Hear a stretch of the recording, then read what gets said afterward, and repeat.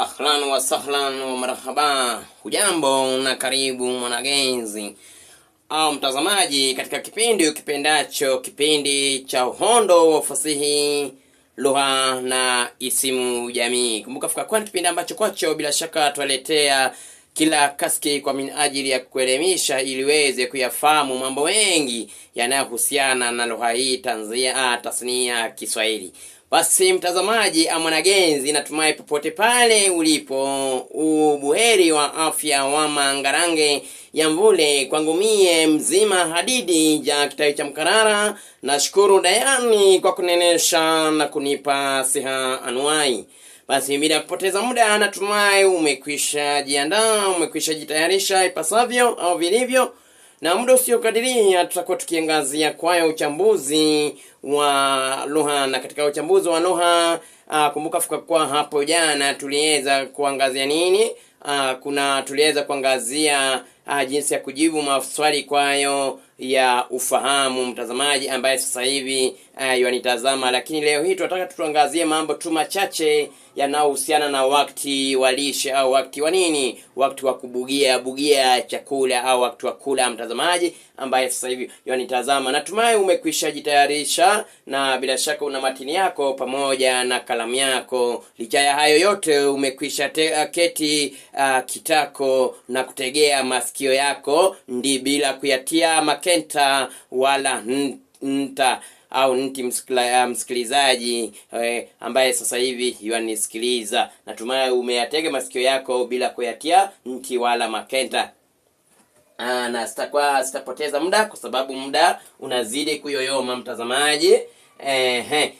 Kumbuka fika kwa ni kipindi hiki ni kipindi ambacho kwacho bila shaka tunakipeperusha kupitia mtandao wako upendao, mtandao wa YouTube. Basi ingia pale YouTube channel Kubasu Wanyonyi. Vile vile usafika kwa tupatikana katika mtandao wa TikTok. Ingia pale TikTok Mwalimu Kubasu, na hali kadhalika pia ukiingia pale Instagram Kubasu Wanyonyi utanipata kwa njia mkutada. Kazi yako ni kufanya nini? Kazi yako tu ni kupendekeza ama kulike, view, subscribe and share, na mambo yatakuwa aula. Yani pendekeza, unaweza ukasara kwa mtazamaji, na vile vile ukafanya nini? Ukangamua au ukayangaza ama ukayangazia mtazamaji ambaye sasa hivi yanitazama, na mambo yatakuwa vipi? Mambo yatakuwa aula sana. Sitapoteza muda. Kumbuka fika kwa kipindi ambacho kwacho mwaletewa naye Kubasu Wanyonyi, mwalimu aliyebobea katika lugha nyenzi tasnia Kiswahili. Basi mtazamaji, kumbuka jana niliweza kudokezea fika kwa mwanagenzi, unapojibu maswali ya ufahamu kuna yale mambo muhimu ambayo kwayo unafaa uyangazie. Na kuna swali ambayo kuna mwanagenzi mmoja aliweza kunisaili kuhusu jinsi pale ambayo unapewa maneno ya msamiati. Natumai nilikudokezea fika kwa iwapo utapewa maneno ya msamiati, jambo la kwanza ambalo kwalo unafaa ujiulize, je, huu msamiati ambao umepewa ni aina gani kwayo ya msamiati na hutumika vipi katika nini? Labda katika utunzi pale wa sentensi, ama hutumika vipi kimaana mtazamaji ambaye sasa hivi yanitazama. Basi tuna aina nyingi kwazo za tamathali za lugha mtazamaji, ambayo labda mara nyingi huwa yanakolezwa pale katika nini? Huwa yanakolezwa pale katika ufahamu ama msamiati wote ule ambao umeweza kutumika pale, ambayo kwa bila shaka wanahitaji ueleze. Na kumbuka kuwa mara nyingi wazoea kutumia kamusi ili kupata maana halisi ya ile msamiati, lakini hapa katika mtihani huruhusiwi kutumia kamusi. Nilikudokezea fika kwa mwanagenzi wapo utapewa maswali kama hayo. Jambo la kwanza, kwa mfano tuseme tuna neno tuseme tuna sentensi hapa. Hii ni sentensi, hiki ni kitabu chako mtazamaji.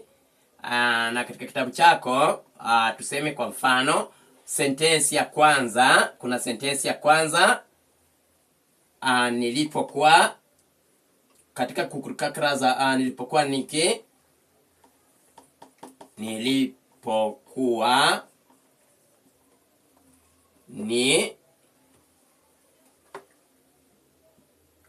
nikitembea ama nilipokuwa nikitembea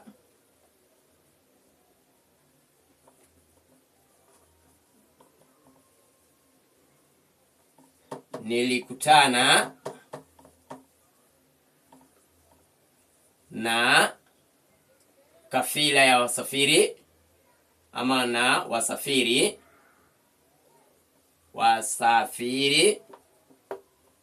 wakipiga milundi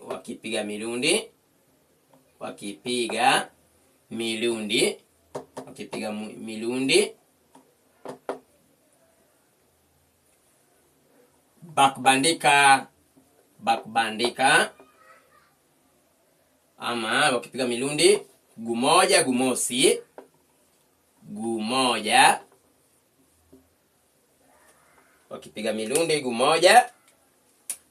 gumosi ama gumoja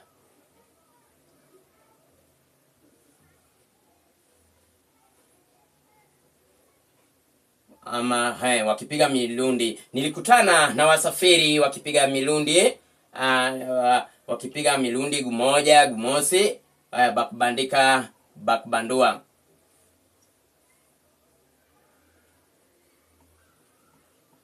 Bakbandika ama tuseme tu wakipiga milundi gumoja gumosi, kwani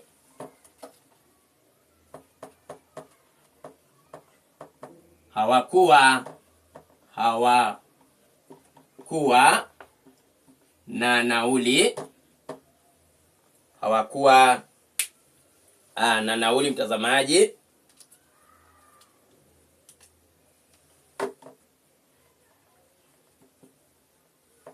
Ya kuabiria chombo cha kusafiri,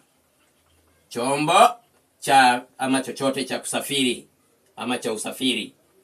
Basi nilisema soma swali kama hayo ukipewa mwanagenzi, soma sentensi ya kwanza, kwa sababu hiyo ndio sema sentensi ya kwanza inayotangulia sentensi iliyo na nini? Iliyo na neno. Kumbuka sentensi iliyo na neno tuseme ni hii, wakipiga milundi. Hiyo sentensi ya pili ambayo imefikia kaditadi hapo. Basi soma sentensi inayotangulia sentensi iliyo na neno la msamiati ama neno lenyewe, kisha soma sentensi iliyo na neno lenyewe.